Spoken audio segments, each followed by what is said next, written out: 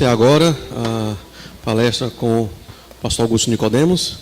Quero convidá-lo, é um prazer tê-lo aqui no Cibima. Vai falar sobre Colossenses na perspectiva da missão e cristologia.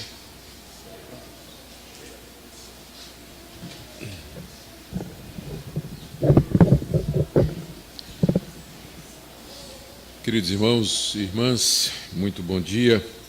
Em primeiro lugar, eu quero agradecer o convite para estar aqui com vocês, participando dessa semana teológica, ao lado de outros irmãos queridos e que Deus tem usado no mundo.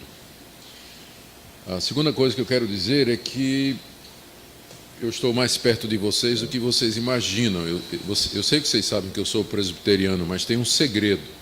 Eu já fui batista. Então, eu me sinto muito à vontade aqui com os irmãos. Eu fui criado na igreja presbiteriana, fui batizado quando criança. Aos 16 anos eu me desviei do evangelho, larguei a igreja, larguei tudo que eu tinha aprendido, fui para o mundo. E aos 22 anos a graça de Deus me alcançou. E eu tinha muita raiva da igreja presbiteriana, dos pastores e tudo, culpava a igreja pelo fato de eu ter me desviado e coisa dessa natureza. Fui até ter uma discussão com o pastor, né, da igreja presbiteriana, que tinha sido meu pastor, dizendo: olha, você sabe por que é que eu me desviei? Porque o senhor ficava lá falando aquele negócio de predestinação, que Deus escolhe as pessoas e chama as pessoas, e aquilo assim... Por isso você nunca foi atrás de mim, o senhor ficava dizendo essas coisas, Deus tem os seus escolhidos. Ele olhou para mim e disse: eu não estava certo? Bom, aí eu fui para a Igreja Batista, onde eu fui batizado por imersão, né, no tanquinho.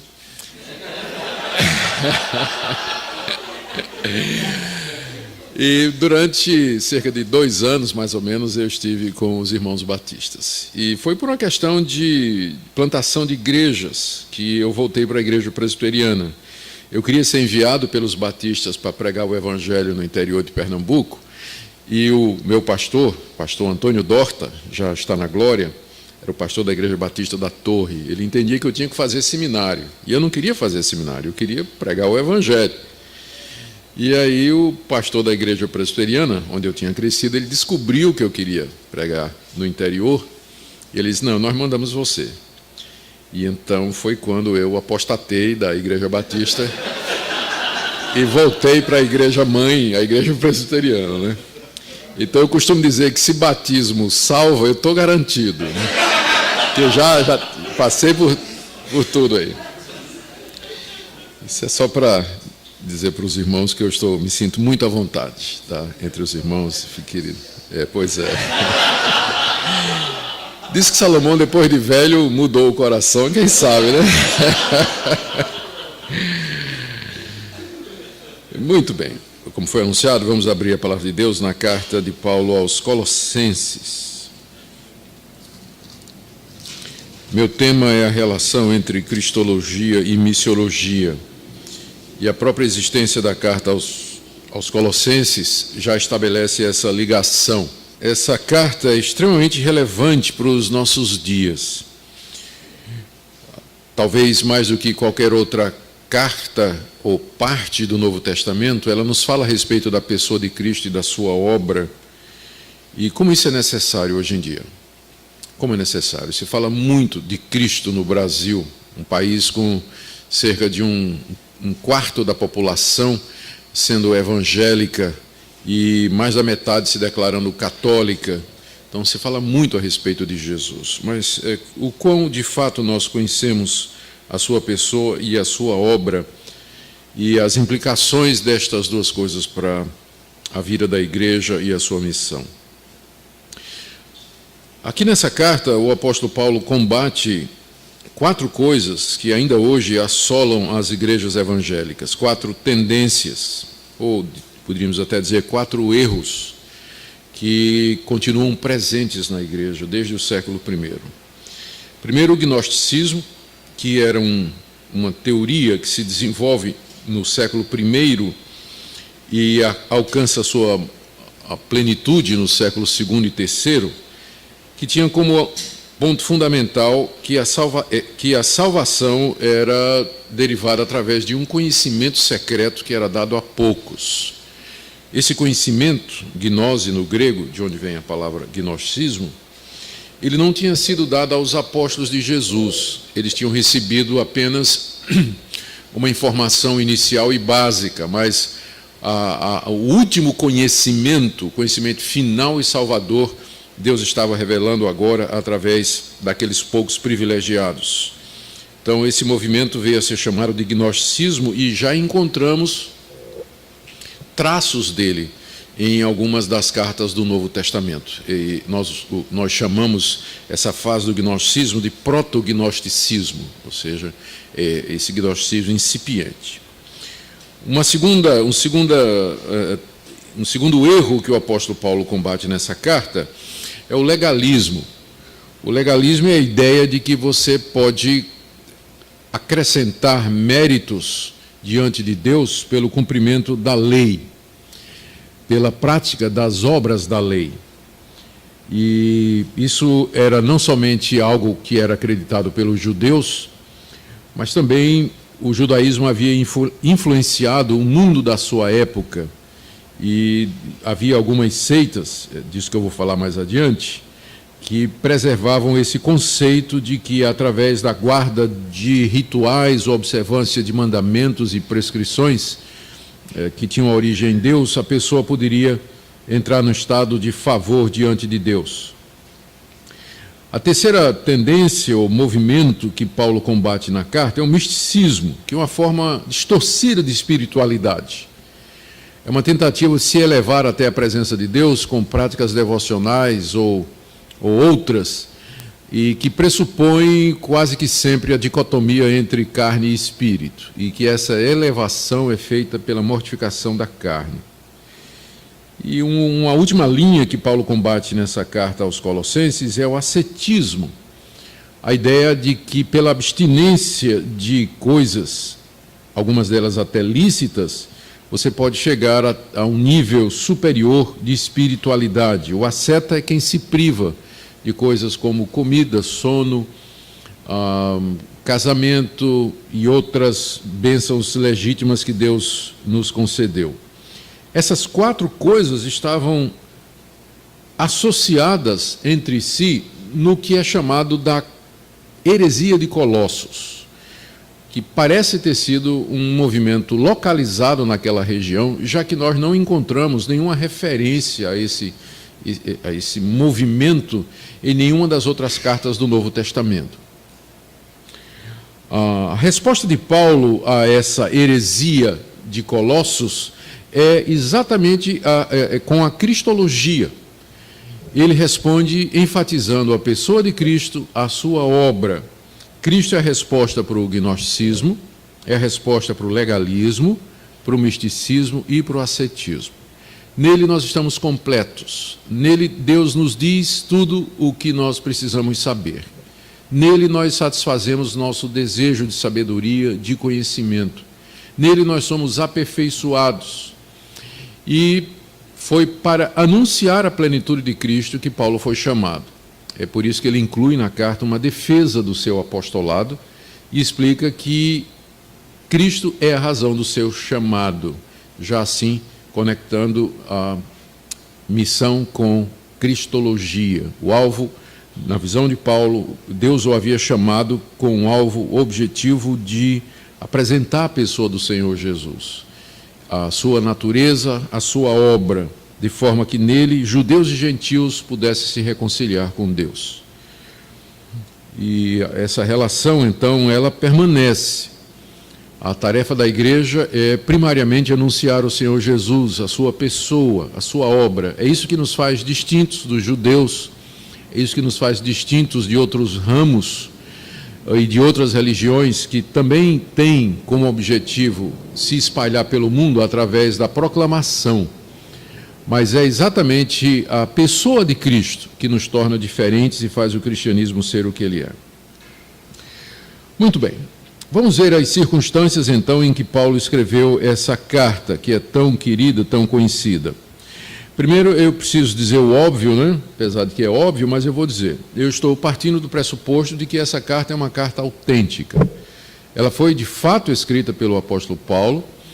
Se você acredita como eu, você hoje está na minoria, não é, em círculos acadêmicos, porque muitos hoje, nos círculos acadêmicos, questionam a genuinidade dessa carta, juntamente com Efésios e outras. Mas a verdade é que todos os argumentos contra a autoria paulina são argumentos circunstanciais, argumentos de quem já parte do pressuposto do pressuposto teológico, aliás, sociológico, de que o tipo de cristologia que você tem aqui é muito elaborado para ter sido desenvolvido no século I. Então, essa cristologia ela só surge no século II, e, portanto, não pode ter sido Paulo que escreveu. Mas esse argumento parte do pressuposto das religiões comparadas, que dizem que as ideias surgem primeiro na base da experiência, depois chegam os teólogos e começam a desenvolver em reação aos ataques que são feitos àquela religião. Foi assim que se desenvolveu a religião de Israel, foi assim que se desenvolveu o cristianismo. Então, eles acham, partindo dessa premissa, de que a elaboração da pessoa de Cristo, como você encontra aqui, dificilmente poderia ser feito ainda no tempo de vida do apóstolo Paulo, né? Vocês devem bem lembrar nos seus estudos a respeito da teoria de Bultmann, que o Novo Testamento é como uma cebola, não é? Você tem várias camadas ali, cada uma delas representa um estágio do cristianismo à medida que ele se expandia, e cada uma delas está relacionada com a perspectiva maior da pessoa de Cristo. Então, quando você encontra ditos que se referem a Jesus como o Messias, então você tem ali o judaísmo da Palestina, que é o foco inicial, né? Quando você encontra a informação de que Cristo, ele é o Senhor, então você aí aquilo já reflete uma fase posterior, quando o cristianismo tinha entrado para o mundo helênico, e aí o conceito de Kyrios foi passado para Jesus. E quando você encontra conceitos como esse da carta aos Colossenses, de que Jesus é Deus, isso aí já é Paulo, já é a última fase da expansão do cristianismo, quando ele já tinha se cristalizado, ocupado espaços e se tornado uma religião bastante estruturada. Então, Bultmann diria para você que Colossenses nunca poderia ter sido escrito no século I, né? Mas reflete já comunidades paulinas que refletiam sobre o que o apóstolo tinha dito, e no contato com outras religiões tinha desenvolvido o conceito de que Cristo é Deus. Então, por conta desse tipo de argumentação já bastante questionado e outros, eu fico ainda com os argumentos tradicionais de que Colossenses é da autoria do apóstolo Paulo. Não há nada nesses argumentos que sejam compulsivos, né, que obrigue você a renunciar à autoria paulina. E também eu entendo que a prisão da qual Paulo escreve é aquela prisão em Roma, embora vai ter gente que vai postular aquela prisão de Cesareia, que está no livro de Atos.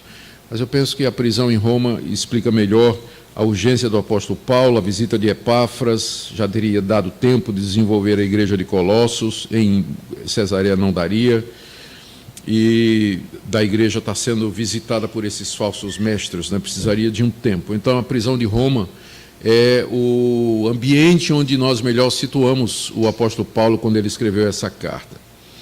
Capítulo 4, verso 18, né? 4, verso 18, ele menciona isso, né? Saudação de próprio punho, Paulo, lembrai-vos das minhas algemas. Tá? Então, isso corresponde ao período que está narrado lá em Atos, capítulo 28. Ao que tudo indica, ele recebe lá na prisão, que era uma prisão domiciliar, ele recebe a visita de Epáfras, como ele diz aí, ele menciona aí versos 7 e 8, né? Ele diz, vocês foram instruídos por Epáfras, nosso amado conservo, e quanto a vós outros, fiel ministro de Cristo, qual também nos relatou do vosso amor no Espírito. Então, isso sugere que Epáfras tinha feito uma visita a Paulo lá na prisão, onde ele aproveitou e compartilhou os problemas que ele estava enfrentando lá naquela região onde estava a igreja de Colossos, né? Quem sabe Epáfras era um dos convertidos de Paulo no seu ministério em Éfeso, que antecede esse período, está narrado lá em Atos 19, e Paulo, como costumava fazer com quem o ajudava, o enviou para pregar em algum lugar. E Epáfras teria ido para pregar naquela região do Vale do Ilírico, que seria Colossos, Hierápolis, Laodiceia, aquelas cidades que estão naquela região.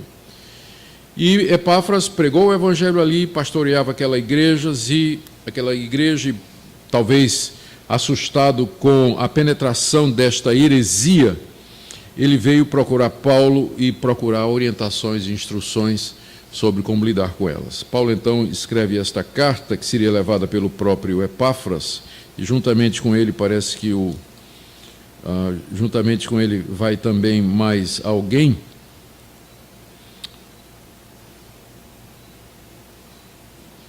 Levando a carta para os irmãos, seria, na verdade, uma carta circular. Não seria, na verdade, uma carta circular. Diz aí o verso 7 do último capítulo: quanto à minha situação, Tíquico, irmão amado e fiel ministro e conservo no Senhor, de tudo vos informará. E também no verso 9, em sua companhia vos envio Onésimo, aquele escravo que Paulo conheceu na prisão e que se converteu e que Paulo está mandando de volta para o seu patrão, Filemon. Então, talvez esses aí, o Epáfras, o Tíquico e o Onésimo, viajaram de volta para aquela região, levando essa carta, que era para ser uma carta circular. Ela deveria ser lida naquelas outras cidades. Parece que o que Epáfras relatou a Paulo o deixou extremamente alarmado, especialmente com relação à cidade de Colossos. Era uma cidade pequena, ele não era mais importante da região, era uma cidade habitada por gregos, que tinha também sinagogas judaicas. De acordo com Epáfras, a igreja estava sendo ameaçada por um movimento. Havia falsos mestres penetrando aquela região e ensinando possivelmente os seguintes pontos. Não há unanimidade entre os estudiosos, porque isso depende da gente fazer uma reconstrução tipo espelho. Você imagina entrar numa sala, ou telefone, você entra numa sala e uma pessoa está ao celular falando com outra. Então você ouve o que essa pessoa está falando, mas você não ouve o que é que a outra está dizendo. E depois você tenta reconstruir a situação só a partir daquilo que você ouviu. Você ouviu um lado, não ouviu o outro. Então o que nós temos é a carta de Paulo. Então, a partir da carta de Paulo, a gente tenta reconstruir a situação que deu origem a essa carta. E aí, é claro, entram as hipóteses, as teorias. Eu vou seguir a teoria, que eu acho que está bem fundamentada, de que a ocasião da carta era exatamente uma heresia relatada por Epáfras, que tinha os seguintes pontos.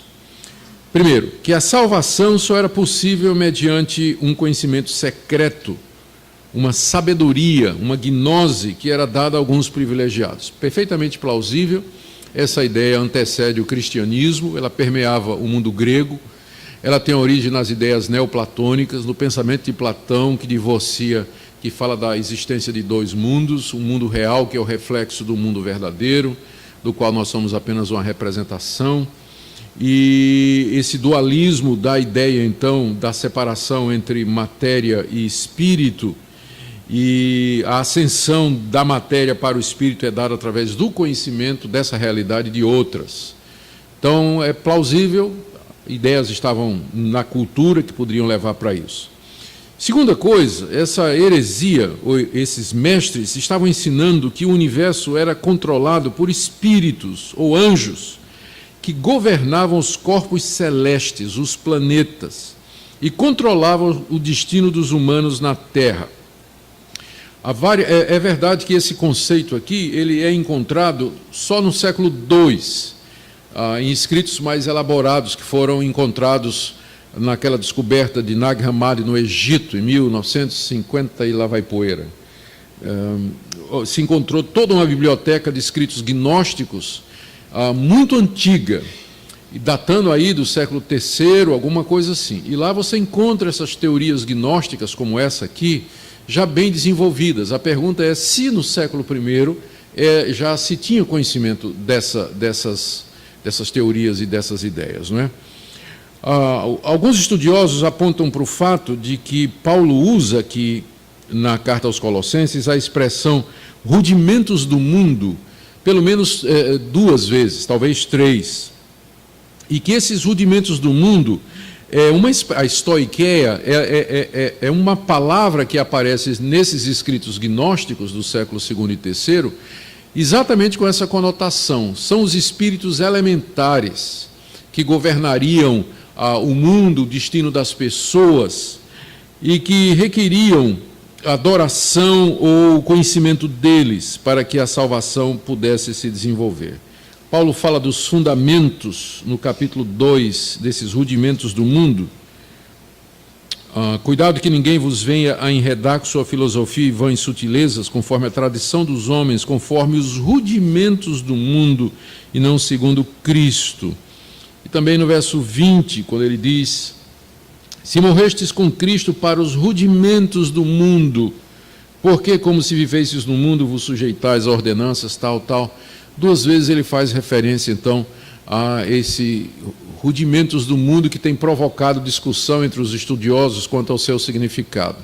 Eu prefiro, não sou fechado com isso, né, por causa da subjetividade do debate, mas eu acho que a teoria de que era uma referência ao pensamento gnóstico, de que esses rudimentos do mundo eram estes espíritos que habitavam os corpos celestes e que dominavam ou influenciavam o destino humano, é bastante plausível, porque está ligado a conceitos do zoroastrismo, da astrologia e uma série de outros conceitos que eram muito populares naquela época também. Não é difícil imaginar que era possível que pensasse dessa forma. Para se escapar do controle dessas potestades, desses poderes rudimentais, né, fundamentais do mundo, o homem teria que prestar culto a eles. Isso talvez explique a referência no capítulo 2, verso 18, ao culto aos anjos, que Paulo faz a menção. Seguir determinados rituais, como, por exemplo, os rituais judaicos que envolvem a guarda do calendário, da dieta religiosa e da circuncisão. Isso explica como é que na mesma carta Paulo parece estar falando de paganismo e de judaísmo ao mesmo tempo. Os dois estão imbricados, né, aqui dentro dessa carta. E que você, para alcançar essa perfeição, essa comunhão e a libertação, né, alcançar essa libertação desses princípios rudimentares, você teria que se abster de todas as coisas e se infligir uma autopunição. Era dessa forma que você poderia vencer o pleroma. O pleroma é o nome que era dado ao espaço entre esses seres espirituais e você, né? Essa distância era o pleroma, ou plenitude. Isso talvez explique porque é que Paulo fica dizendo: Cristo é a plenitude, em Cristo vocês estão plenos, né? Talvez isso explique a linguagem de Paulo aqui nessa carta. Para você chegar à salvação plena, à redenção, não é? Você, para se livrar dos poderes desses espíritos rudimentais, você teria e atravessar o pleroma, você então precisaria ser asceta, ter o conhecimento gnóstico e praticar esses rituais judaicos para poder chegar a essa perfeição. Essa é uma reconstrução que é feita por alguns estudiosos do que é que estava em jogo. Era essa heresia que Epáfras estaria relatando ao apóstolo Paulo. Como eu disse, a natureza exata dessa heresia é incerta, mas ela parece ser um sincretismo de origem judaica, talvez tenha começado no judaísmo, que era muito popular naquela época, bastante difundido, e que misturava elementos cristãos e das religiões pagãs de mistério, e o dualismo grego e ideias gnósticas, uma verdadeira salada de fruta. Mas se você prestar atenção, muitos movimentos religiosos, eles são extremamente sincréticos, né? Eles não têm nada novo, eles pegam determinadas ideias religiosas e combinam estas ideias e acaba dando algo que parece novo, mas na verdade é uma compilação e um ajuntamento de ideias que estão soltas, né? Que estão vagando ali pela cultura, e de repente alguém inteligente chega e junta tudo e forma uma nova religião. Paulo considera essa heresia como sendo alguma coisa perigosa, que precisa ser combatida, por isso ele escreve essa carta com esse alvo. trazer orientação para a igreja. Seria mais ou menos assim, né? Epáfras chegou, expôs a Paulo na prisão: olha, Paulo, esse pessoal está dizendo isso, isso e isso. Aí Paulo começou: Epáfras, presta atenção, olha, não é bem assim, é assim, assim. Epáfras disse: Paulo, faz o seguinte, escreve que eu levo para a igreja, e lá na igreja eu vou ler para aqueles irmãos todos, tá bom. E Paulo então redige a carta com esse objetivo, né, de combater o falso ensino.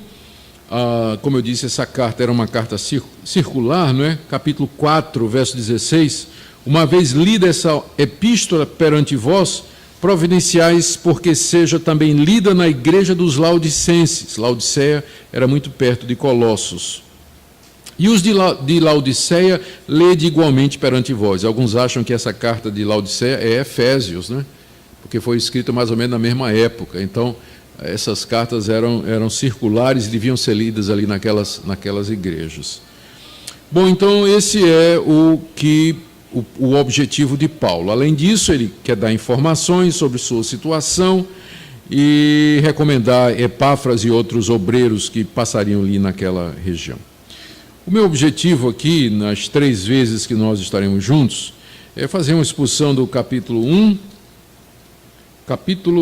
e do capítulo 2. Não creio que vai ser possível progredir mais do que isso. O resto da carta fica para outra jornada teológica. Por enquanto, vamos só até aí, se Deus permitir. Muito bem, vamos então para a primeira parte, hoje, agora pela manhã, do verso 1 até o verso 23, por gentileza, deixe sua Bíblia aberta aí. Vamos começar com a introdução da carta, que vai de 1 a 12. Nos versos 1 e 2, nós temos a designação do autor e seus destinatários e a bênção. Isso aqui segue muito de perto o formato normal das cartas, das epístolas, como eram escritas naquela época. Paulo, apóstolo de Cristo Jesus, por vontade de Deus, e o irmão Timóteo. Timóteo estava com ele em Roma e era aquela pessoa próxima que auxiliava o apóstolo Paulo, que saía em missões, cumpria os seus mandatos e assim por diante. Aos santos e fiéis irmãos em Cristo que se encontram em Colossos, graça e paz a vós outros da parte de Deus, nosso Pai. A carta, então, se apresenta como tendo sido escrita pelo apóstolo Paulo. E como vocês sabem, essa é uma das dificuldades que propõem o pseudepígrafo, na teoria do pseudepígrafo, que a carta aos Colossenses não teria sido escrita por Paulo, mas por alguém se passando por ele. O primeiro obstáculo é exatamente como a comunidade aceitaria uma carta cuja atribuição é equivocada. Se diz que naquela época era muito comum isso, alguém escrever uma carta no lugar de outra pessoa, era aceito esse tipo de pseudepigrafia, mas a verdade parece ser outra. Há relatos de pessoas que foram processadas e disciplinadas no século I, exatamente porque eles fizeram cópias falsificadas de documentos ou se apresentaram como sendo não aquilo que eles não eram. Boa parte de escritos do Novo Testamento que não foram incluídos no cânon eram porque eram pseudepígrafos. Evangelho de Pedro, Apocalipse de Mateus, história da narrativa de fulano de tal. Então, gente que, para dar autenticidade a um documento, dizia que tinha sido escrito por uma figura importante, geralmente um apóstolo ou uma figura bíblica, né? E a igreja rejeitou todos eles, nenhum deles entrou no cânon. A pergunta é por que aceitaria a carta aos Colossenses se ela não fosse, de fato, da autoria do apóstolo Paulo. Muitos desses liberais, eles gostam de fazer a gente acreditar que os cristãos naquela época, que a cultura naquela época era tola, que o pessoal era meio que burro, né? Meio que assim, inocentão, e de fato não é. Você encontra pensamento extremamente sofisticado e crítico, né, no primeiro século, antes do primeiro século, no próprio judaísmo, né? Então, a carta se apresenta, não é, como tendo sido escrita pelo apóstolo Paulo. E foi assim que a igreja acreditou e a recebeu no cânon, como tendo vindo da parte dele. Do verso 3 até o verso 8, nós temos a ação de graças de Paulo pelos Colossenses. Damos sempre graças a Deus Pai de nosso Senhor Jesus Cristo, quando oramos por vós, desde que ouvimos da vossa fé em Cristo Jesus e do amor que tendes para com todos os santos, por causa da esperança que vos está reservada nos céus, da qual antes ouvistes pela palavra da verdade do Evangelho, que chegou até vós, como também em todo o mundo, está produzindo fruto e crescendo. Tal acontece entre vós, desde o dia em que ouvistes e entendestes a graça de Deus na verdade, segundo fostes instruídos por Epáfras, nosso amado conservo, e quanto a vós outros, fiel ministro de Cristo, o qual também nos relatou do vosso amor no Espírito. Paulo agradece a Deus pela fé e pelo amor que ele ouviu, estavam presentes na igreja de Colossos. Dou graças a Deus quando oro por vocês, desde que ouvimos da vossa fé em Cristo Jesus e do amor que tendes para com todos os santos. Paulo agradece a Deus que os colossenses tinham fé e tinham amor, porque ele sabe que se não fosse a ação de Deus, eles não teriam. Então não faz sentido você agradecer a Deus por uma coisa, se aquela coisa na verdade é só produto humano. Se fosse possível que eu cresce e amasse por mim mesmo, por que que Paulo agradeceria a Deus por isso? Então, só o fato de que ele dá graças a Deus pela fé e pelo amor que há entre os colossenses indica que na cabeça de Paulo, quando alguém crê e alguém ama, é pela graça de Deus, é pela ação de Deus. Por isso é próprio agradecermos a Deus pela fé e pelo amor. Se você tem, então eu sei que você de joelhos, você fica dizendo, Deus, eu te dou graças porque eu creio, porque nem todo mundo crê, não é? Eu te dou graças porque eu posso amar, porque esse amor vem da tua parte. Então, é assim que ele começa, reconhecendo que é de Deus que vem a salvação e tudo aquilo que está associado com ela. Em seguida, ele ele explica a razão desta fé e deste amor. Em que era esta fé? Em que consistia esse amor? No verso 5 ele diz que é por causa da esperança que está reservada nos céus, da qual antes ouvistes pela palavra da verdade do Evangelho. Quando a gente lê uma passagem dessa, a gente fica pensando que Paulo está falando do céu, não é? Estou dando graças a Deus porque vocês têm fé e amor, né? E esta fé e este amor é por causa da esperança que está guardada para vocês no céu. E a gente fica pensando que Paulo está se referindo ao fato de que quando a gente morrer, a gente vai para o céu. Mas o que é que está no céu, que é preservado para nós e que é a fonte da nossa fé e do nosso amor? Cristo. É exatamente isso. Tem uma outra passagem que as pessoas também misturam muito. É 1 Coríntios, capítulo 2, quando o apóstolo Paulo diz, nem olhos viram, nem ouvidos ouviram, e nem subiu ao coração do homem aquilo que Deus preparou para aqueles que o amam. Aí todo mundo, eu tenho certeza que você já pregou nesse versículo sobre o céu, não é? Mas Paulo não está falando do céu, ele está falando de Cristo. Cristo é esse, cujo conhecimento não nos chega pelos meios humanos e que Deus preparou para aqueles que o amam. Tá? Então, por causa de algum tipo de influência evangélica, que eu não sei ainda detectar, os evangélicos, sempre que pensam no futuro, pensam no céu. A Bíblia quase nunca fala do céu. A nossa esperança é a ressurreição dos mortos na vinda do Senhor Jesus. Essa é que é a esperança cristã. O céu é um estado intermediário. Não é? O céu é um estado intermediário. E nós devemos sempre nos lembrar disso. Quando Paulo fala da esperança que está reservada nos céus, preservada nos céus, ele está falando da pessoa de Cristo. Porque é Ele que faz o céu ser o céu. E Ele é que é a razão da nossa fé, do nosso amor, e Ele é a nossa esperança. Então, é isso aí.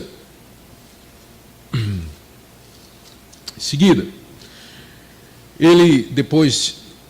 Como é que eles chegaram a ter essa esperança? Ele descreve do verso 6 a 8. Né? Ele diz que vocês ouviram isso final do verso 5. A qual ouvistes antes, está se referindo ao ministério de Epáfras, pela verdade, palavra da verdade do Evangelho. É importante Paulo dizer isso, porque ele está fazendo um contraste entre aquilo que eles ouviram antes, através de Epáfras, que era a verdade do Evangelho, e aquilo que eles estavam ouvindo agora, através dos falsos mestres, que traziam toda aquela heresia em um outro evangelho. É como se Paulo lembrasse para eles, vocês já ouviram a palavra da verdade, é por ela que vocês têm a confiança de se encontrar com o Senhor Jesus. E por isso vocês têm esse amor entre vocês, que provém da fé nele. Esta palavra da verdade, versos de 6 a 8, chegou até vós e em todo o mundo está produzindo fruto e crescendo.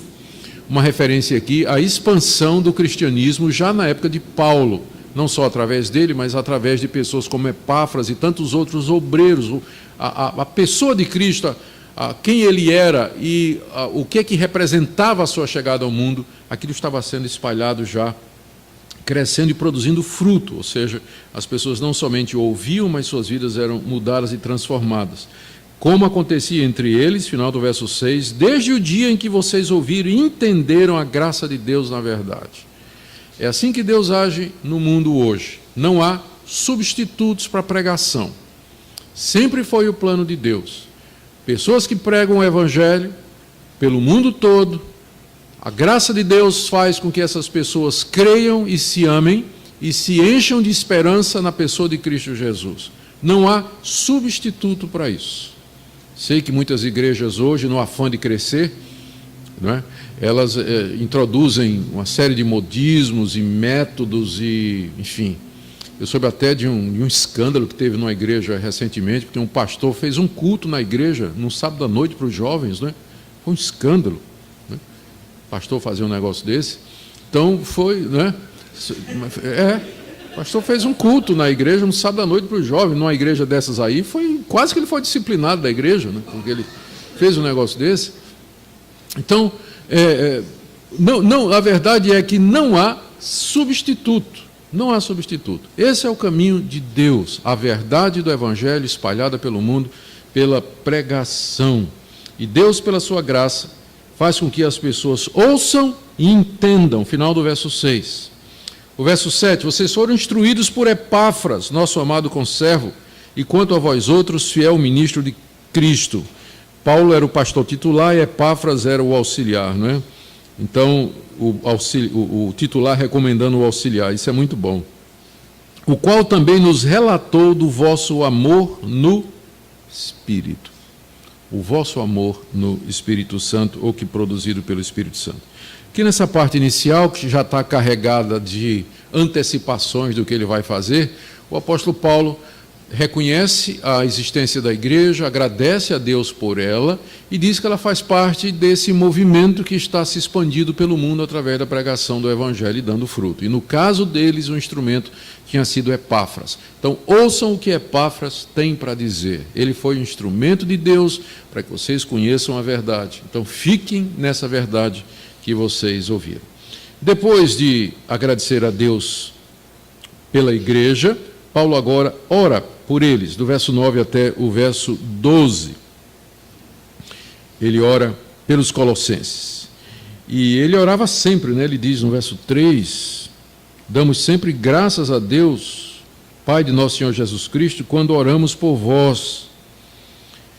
Também, de novo, agora no verso 9, né? Por essa razão também nós, desde o dia em que ouviram, que um dia que ele ouviu, né, que o Evangelho nasceu em Colossos e que uma igreja se formou, não cessamos de orar por vós e de pedir que transbordeis do pleno conhecimento da sua vontade em toda sabedoria e entendimento espiritual, a fim de viverdes de modo digno do Senhor para o seu inteiro agrado, frutificando em toda boa obra e crescendo no pleno conhecimento de Deus, sendo fortalecidos com todo o poder, segundo a força da sua glória, em toda perseverança e longanimidade, com alegria, dando graças ao Pai que vos fez idôneos à parte que vos cabe da herança dos santos na luz.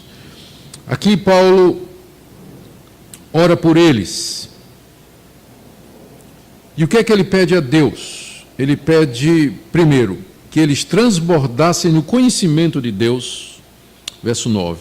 Eu peço que vocês transbordem no pleno conhecimento da sua vontade. Essa expressão, pleno conhecimento, na raiz dela está a nossa conhecida palavra gnose, né?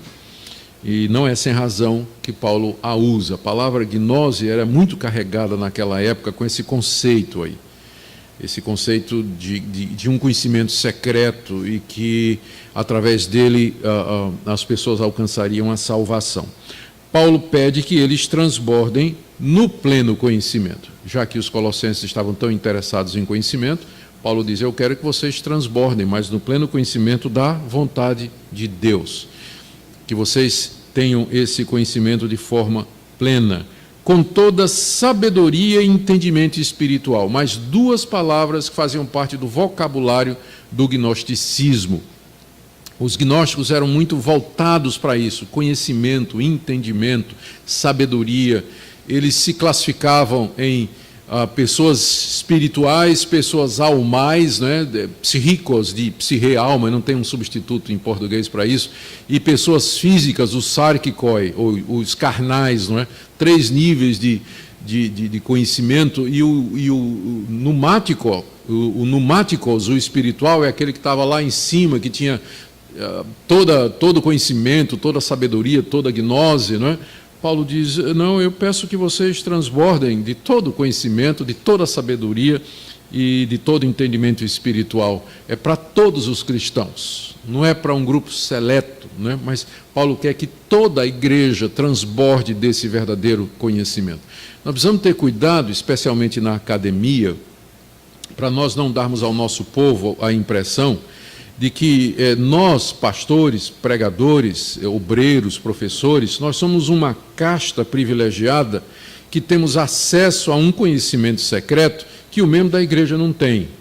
No dia que você pregar um sermão e na saída da igreja, um irmãozinho chega para você e diz assim: pastor, eu já li essa passagem da Bíblia há 30 anos e nunca vi isso que o senhor está dizendo, então você começa a ficar preocupado, tá certo? Porque provavelmente não está lá mesmo, não. Não está, não. Não está lá.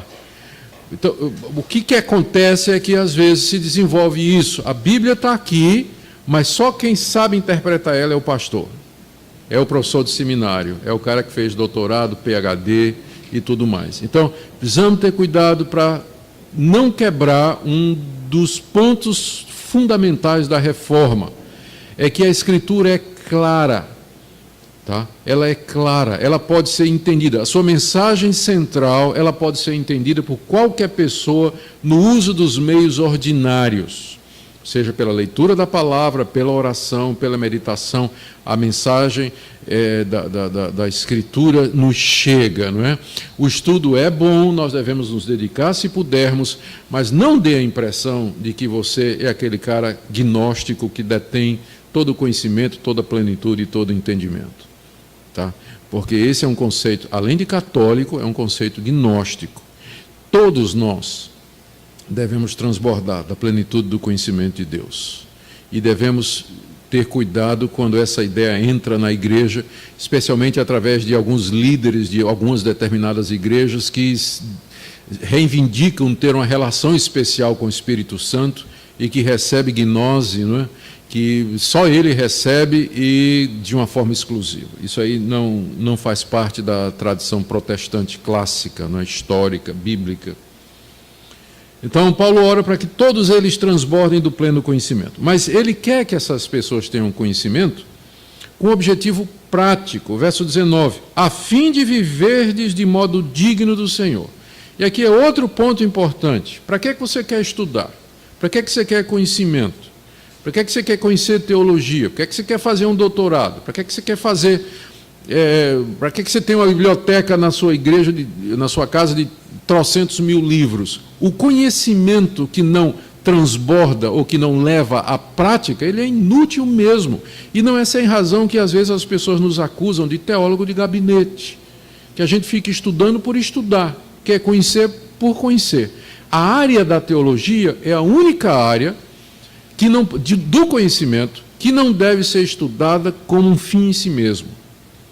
Mas ela é uma área do conhecimento humano que tem como objetivo mudar o comportamento, o pensamento e o coração das pessoas. Paulo diz: eu oro que vocês transbordem de conhecimento, para que vivam de modo digno de Deus. Então, vamos lembrar disso sempre. Tá? É mente e coração. É mente e prática, é conhecimento e piedade. Conhecimento e piedade. Essas duas coisas têm que andar juntas, senão você só vai fazer um desserviço ao reino de Deus. Por outro lado, nós não podemos viver de modo digno de Deus se nós não tivermos o conhecimento. Porque senão vai virar ativismo, misticismo, aí vão entrar práticas que não têm supersticiosas na vida cristã, na vida da igreja. Então, temos que manter essas duas coisas juntas, o conhecimento e o andar de modo digno de Deus. Verso 9, peço que vocês transbordem de conhecimento. Verso 10, para viverdes de modo digno do Senhor, que consiste em viver para o seu inteiro agrado, frutificar em toda boa obra e crescer no pleno conhecimento de Deus. Fechou o círculo, né? Quero que vocês sejam cheios de entendimento para que no final vocês cresçam no pleno conhecimento de Deus. E no meio disso aí passa a parte prática. Ele continua no verso 11, sendo fortalecidos com todo o poder, segundo a força da sua glória, e aí vem toda perseverança e longanimidade, com alegria dando graças ao Pai, que vos fez idôneos à parte que vos cabe da herança dos santos na luz. Mais uma vez ele atribui a Deus esse privilégio. Deus nos fez idôneos para que nós recebêssemos a herança que Deus reservou para os santos. Que privilégio, não é? Deus tem uma herança, e essa herança é o final da história da redenção. É o novo céu e nova terra onde habita a justiça. É a glória que nos está preparada nos céus e centrada na pessoa de Cristo. Essa é a herança dos santos, o povo de Deus, eleito antes da fundação do mundo. É dito que é na luz em contraste com esse mundo tenebroso, em trevas, inimigo de Deus, sem conhecimento de Deus. Para participar desse mundo, dessa herança, nós temos que ser idôneos, temos que ser dignos. Mas quem nos faz assim? É o próprio Deus. É Deus quem nos faz idôneos para participarmos dessa herança, dessa bênção que Ele colocou no fim da história para todos nós. E nós, por isso, damos graças a Deus. É por isso que Paulo ora, em resumo, ele ora dizendo, eu quero que vocês transbordem no conhecimento de Deus, para que vocês vivam aqui nesse mundo de maneira digna de Deus, frutificando em toda boa obra, e dando graças a Deus, porque esse privilégio vem da parte dEle, é Ele que faz vocês idôneos. Quem sabe aqui Paulo já está mexendo com a ideia dos falsos mestres de que a plenitude, a herança, a bem-aventurança tão querida era o resultado da observância de determinados rituais e de práticas religiosas. Não, não. Isso é pela graça, é Deus quem nos faz idôneos para podermos participar de tudo isso. Que oração extraordinária, né, do apóstolo Paulo. Ele não está pedindo emprego aqui. Não é. Não está pedindo cura, não está pedindo prosperidade. Como é que não possa, não é? Mas se você fosse escrever uma carta onde você tinha o direito de escrever uma oração, o que é que você escreveria, né? O que é que você pediria? Se Deus aparecesse para você e dissesse, como ele disse a Salomão, pede-me o que queres que eu te dê. Uma noite assim, Deus aparecesse na sua frente e disse, um pedido. O que você pedir, eu vou te dar. Pergunta difícil, né?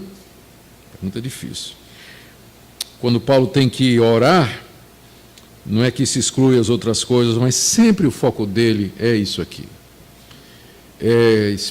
Mesma coisa na carta aos Efésios. Você pode começar, ler a carta aos Efésios, a mesma coisa.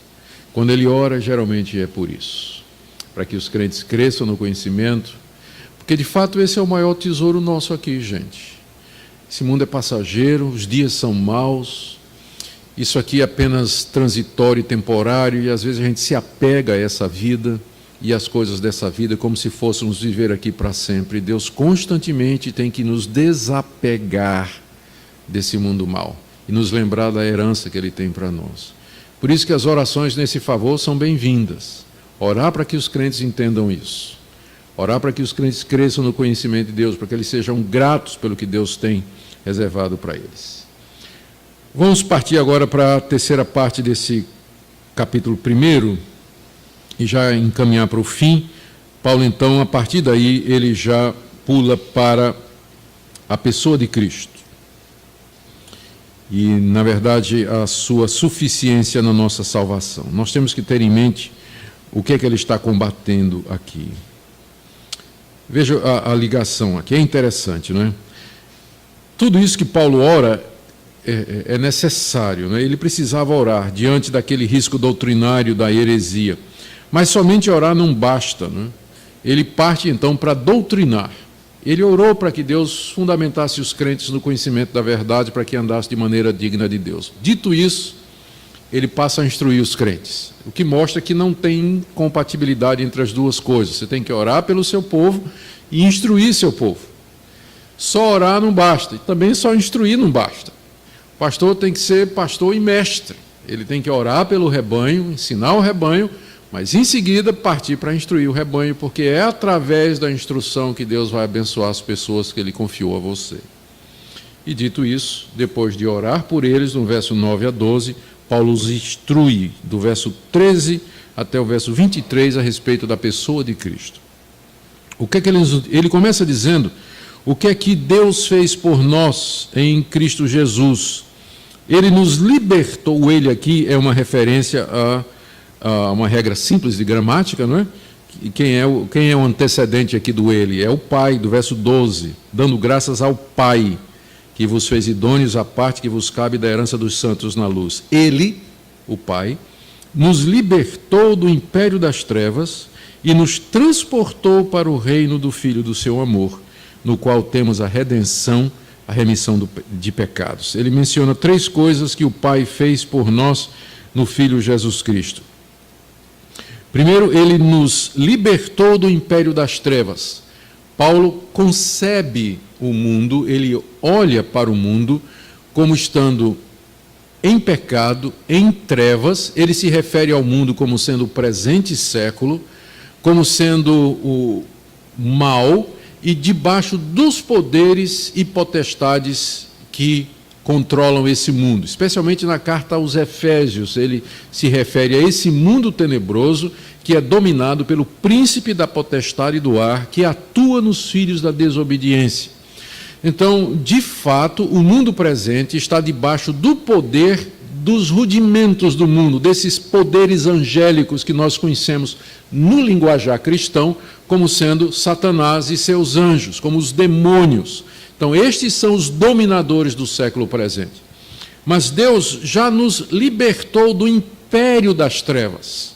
Nós não estamos mais debaixo dos rudimentos do mundo, desses poderes angelicais perversos, maus e caídos. Já fomos libertos em Cristo Jesus do império das trevas e fomos transportados para o reino do Filho do seu amor. Deus nos tira do reino das trevas, do império das trevas, e nos conduz para o reino que é governado pelo seu Filho, o Filho do seu amor, ou seu Filho amado, e o que já estabelece uma relação de amor entre nós e esse Filho também. E a terceira coisa que ele menciona, primeiro foi a libertação, segundo o transporte para o reino do Filho, e terceiro, a redenção, que é a remissão dos pecados, que é a forma pela qual ele nos faz idôneos e partícipes do reino do seu Filho. Esse império das trevas, ele se baseia exatamente no fato de que nós somos pecadores e transgressores, desobedientes a Deus. O salário do pecado é a morte e o diabo atua nos pecadores não regenerados. Para que nós sejamos libertos do reino das trevas e sejamos levados para o reino de Cristo, é preciso que o problema do pecado seja resolvido. É preciso que nós sejamos redimidos, não é? A redenção aqui a redenção é uma palavra muito carregada no sentido libertário, especialmente quando a gente pensa em Israel no Antigo Testamento, escravo no Egito. E Deus redime o povo, tira o povo daquela escravidão de Faraó. É uma figura muito bonita para aquilo que Deus faz conosco. Em Cristo nós temos a redenção, a remissão de pecados, que é a base pela qual Deus pode nos libertar e nos levar para o reino do Filho do seu amor. Paulo apresenta isso como sendo uma coisa já feita. Não é alguma coisa que vai acontecer, mas é algo que já foi realizado na cruz do Calvário e pela aplicação na história dessas bênçãos pelo Espírito Santo em nossa vida. E quem é esse Filho amado? A partir do verso 15, ele começa a elaborar quem é esse Filho do amor de Deus, em quem nós temos a redenção, a libertação e o transporte para o reino de Deus. ele diz a partir do verso 15 o seguinte, que primeiro que ele é, verso 15, ele é a imagem do Deus invisível. Aqui vem uma série de... alguns acham até que é um hino a Cristo, né? Paulo, em várias sentenças, atribui a Cristo características que em si só dariam uma conferência, né? Ele começa, verso 15, ele é a imagem do Deus invisível. Então, só aqui já está dando uma resposta a um monte de reivindicações daquela heresia. O Deus invisível se torna visível na pessoa de Cristo. Ele é a expressa imagem de Deus, ou seja, você conhece a Deus na face de Jesus Cristo. Deus se manifesta ultimamente, finalmente, né, autoritativamente na pessoa de Jesus Cristo. É em Cristo que eu conheço Deus, e fora de Cristo eu não tenho como conhecer a Deus. Não posso conhecê-lo, porque Ele é a imagem do Deus invisível. Imagem aqui é aquilo que se pode ver. É a manifestação visível externa de Deus, é a pessoa de Jesus Cristo. Aquelas heresias, não é? Elas propagavam um conhecimento de Deus secreto através de revelações ou mediações através daqueles anjos e tudo, mas é em Cristo que nós temos essa revelação final. Ele é o primogênito de toda a criação, ou seja, ele é aquele que tem o direito de primogenitura sobre toda a criação, porque ele é o primeiro sobre tudo e sobre todos. Não que ele foi o primeiro criado, mas primogênito no sentido daquele que tem o direito a herdar todas estas coisas como filho do amor de Deus. Como ele explica no verso 16, ele é primogênito porque nele foram criadas todas as coisas, não que ele foi criado, mas nele foram criadas todas as coisas, por isso ele tem o direito de primogenitura. Aqui se responde ao testemunho de Jeová e aos mormons, né, que falam que Cristo foi o primeiro a ser criado por Deus. Mas não é nesse sentido que ele é primogênito, mas porque nele todas as coisas foram criadas nos céus e na terra, as visíveis e as invisíveis. E veja só, sejam tronos, soberanias, principados ou potestades, que é uma referência ao mundo angelical.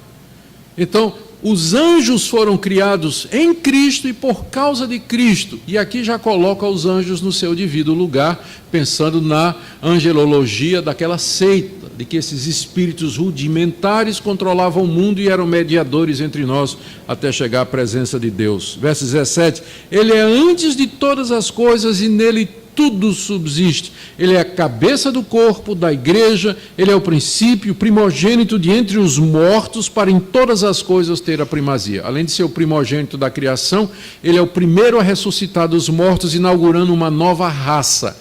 A ressurreição já começou, o primeiro já ressuscitou, que é ele, depois viremos nós. Mas a ressurreição dele é a garantia da nossa. É a garantia da nossa. Por isso ele é o primogênito de entre os mortos e ele tem a primazia em todas as coisas. O primeiro lugar sempre é dele. Porque aprove a Deus que nele residisse toda a plenitude. A palavra plenitude aqui, pleroma, que é a palavra que na literatura gnóstica se refere àquela plenitude do universo entre nós e Deus. Mas em Cristo todo o pleroma reside, toda a plenitude reside. Verso 20, e havendo feito a paz pelo sangue da sua cruz, por meio dele reconciliasse consigo mesmo todas as coisas, quer sobre a terra, quer nos céus. A reconciliação com Deus, que é sempre a questão que preocupa as religiões, e que no gnosticismo, nessa seita, era oferecido como sendo através de um conhecimento sigiloso, secreto, a prática de determinados rituais. Paulo diz que essa reconciliação foi feita por Deus na pessoa de Jesus Cristo. No verso 20, que ele fez isso por meio do sangue da sua cruz. Sangue da sua cruz. Sem sangue não haveria reconciliação. Um Deus cuja santidade foi maculada pelos nossos pecados, um Deus cuja justiça demanda a nossa condenação, só pode ser reconciliado mediante o pagamento da culpa. E isso ele mesmo fez no sangue do seu Filho. E reconciliou consigo todas as coisas, quer sobre a terra, quer nos céus. Essa reconciliação cósmica, ela envolve mais do que a reconciliação de pecadores, mas o próprio universo, do qual Deus disse: maldita é a terra por tua causa, quando Adão pecou. Em Cristo, essa reconciliação acontece do universo com Deus, do cosmos com Deus, tudo que existe reconciliado com Deus, sem que isso represente universalismo. Vamos falar disso mais adiante. E aí Paulo, então, particulariza a partir do verso 21. Ó. E a vós outros também, que outrora eres estranhos e inimigos no entendimento pelas vossas obras malignas, se refere ao fato não somente de que eles eram gentios, que não como os judeus tinham esse pré-conhecimento de Deus no Antigo Testamento, eles eram estranhos e inimigos no entendimento pelas obras más. Verso 22, agora, porém, vos reconciliou no corpo da sua carne, mediante a sua morte, para apresentar-vos perante ele santos, inculpáveis e irrepreensíveis. Depois de ter falado quem é Cristo, e como Deus em Cristo traz a solução para o problema central da humanidade, como é que eu me reconcilio com Deus? Como é que eu resolvo o problema da culpa? Como é que eu me liberto desses poderes malignos? Como é que eu alcanço a bem-aventurança? A resposta de Paulo: Deus em Cristo fez todas estas coisas, Ele é a plenitude de Deus, é a imagem de Deus, por Ele e por seu sangue existe a reconciliação. Ele agora se volta para os Colossenses e diz: e foi isso que aconteceu com vocês. Olha para a vida de vocês, vocês eram estranhos a Deus, vocês eram inimigos pelas obras mais que vocês fizeram, mas agora Deus reconciliou vocês a Ele por meio do corpo da carne de Jesus.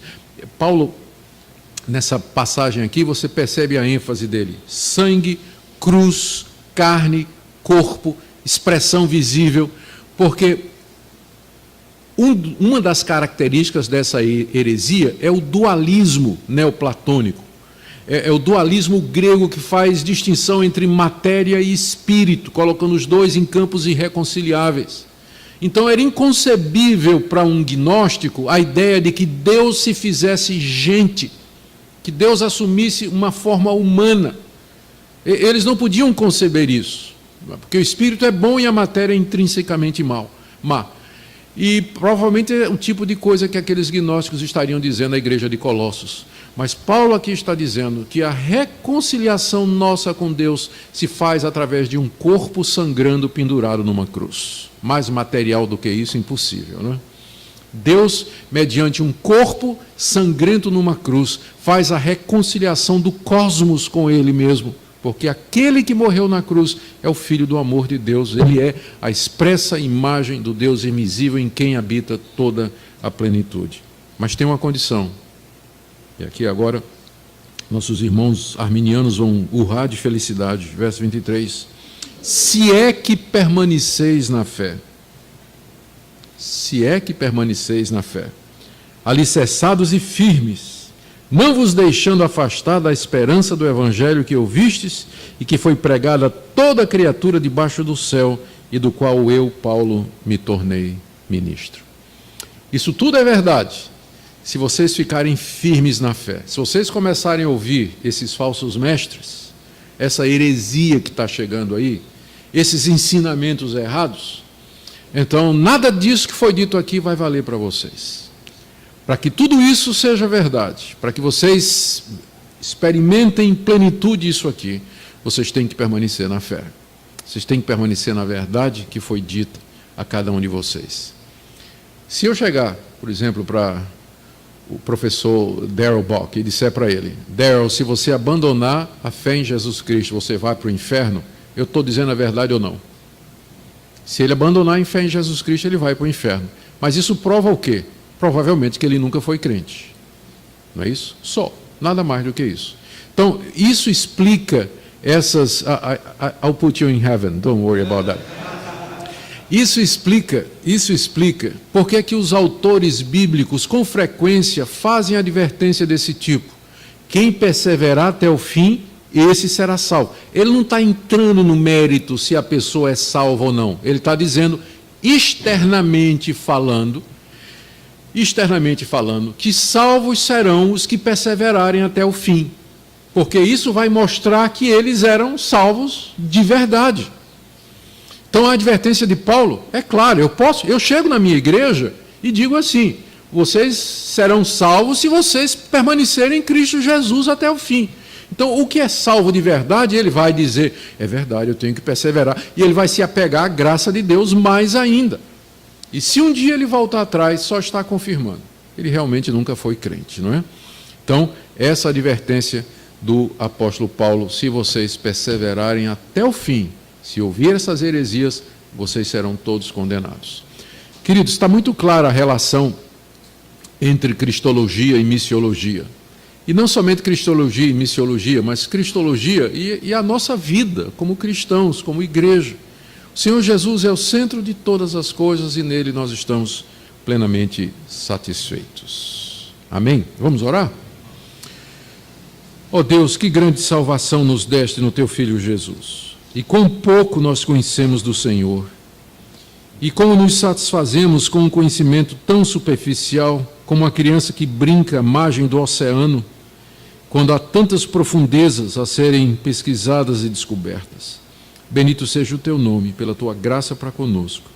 Nos dá mais e mais do conhecimento do Teu Filho, para que nós transbordemos, para que vivamos de maneira digna dEle aqui nesse mundo. E não nos deixa, Senhor, desviar desses mandamentos, desse conhecimento, mas nos preserva na perseverança dos santos. Por meio de Jesus oramos. Amém.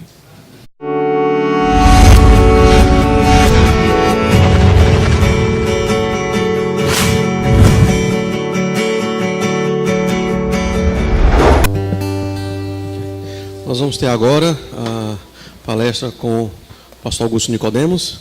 Quero convidá-lo, é um prazer tê-lo aqui no Cibima. Vai falar sobre Colossenses na perspectiva da missão e cristologia.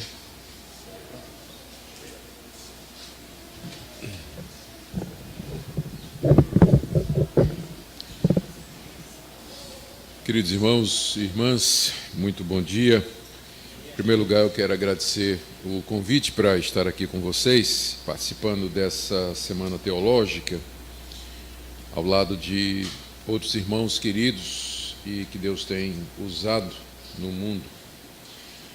A segunda coisa que eu quero dizer é que eu estou mais perto de vocês do que vocês imaginam. Eu sei que vocês sabem que eu sou presbiteriano, mas tem um segredo. Eu já fui batista.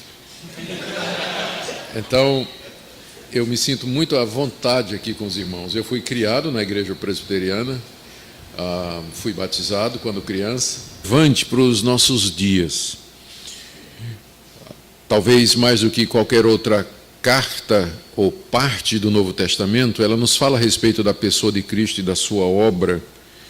E como isso é necessário hoje em dia?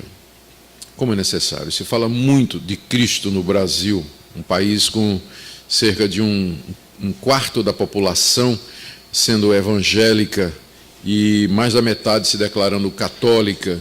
Então se fala muito a respeito de Jesus, mas o quão de fato nós conhecemos a sua pessoa e a sua obra e as implicações destas duas coisas para a vida da igreja e a sua missão. Aqui nessa carta, o apóstolo Paulo combate 4 coisas que ainda hoje assolam as igrejas evangélicas, 4 tendências, ou poderíamos até dizer 4 erros, que continuam presentes na igreja desde o século I. Primeiro, o gnosticismo, que era uma teoria que se desenvolve no século I e alcança a plenitude no século II e III, que tinha como ponto fundamental que a salvação era no interior de Pernambuco. E o meu pastor Antônio Dorta, já está na glória, era o pastor da Igreja Batista da Torre. Ele entendia que eu tinha que fazer seminário. E eu não queria fazer seminário, eu queria pregar o Evangelho. E aí o pastor da Igreja Presbiteriana, onde eu tinha crescido, ele descobriu que eu queria pregar no interior. E ele disse: não, nós mandamos você. E então foi quando eu apostatei da Igreja Batista e voltei para a Igreja Mãe, a Igreja Presbiteriana, né? Então eu costumo dizer que se batismo salva, eu estou garantido, né? Porque eu já passei por tudo aí. Isso é só para dizer para os irmãos que eu me sinto muito à vontade, tá? Entre os irmãos, querido. Pois é. Diz que Salomão, depois de velho, mudou o coração, quem sabe, né? Muito bem. Como foi anunciado, vamos abrir a palavra de Deus na carta de Paulo aos Colossenses. Meu tema é a relação entre cristologia e missiologia. E a própria existência da carta aos Colossenses já estabelece essa ligação. Essa carta é extremamente relevante. Aos 16 anos eu me desviei do Evangelho, larguei a igreja, larguei tudo que eu tinha aprendido, fui para o mundo. E aos 22 anos a graça de Deus me alcançou. E eu tinha muita raiva da igreja presbiteriana, dos pastores e tudo. Culpava a igreja pelo fato de eu ter me desviado e coisa dessa natureza. Fui até ter uma discussão com o pastor, né, da igreja presbiteriana, que tinha sido meu pastor, dizendo: olha, você sabe por que é que eu me desviei? Né? Porque o senhor ficava lá falando aquele negócio de predestinação, que Deus escolhe as pessoas e chama as pessoas, e aquilo assim, por isso você nunca foi atrás de mim, o senhor ficava dizendo essas coisas, Deus tem os seus escolhidos. Ele olhou para mim e disse: eu não estava certo? Bom, aí eu fui para a Igreja Batista, onde eu fui batizado por imersão, né, no tanquinho.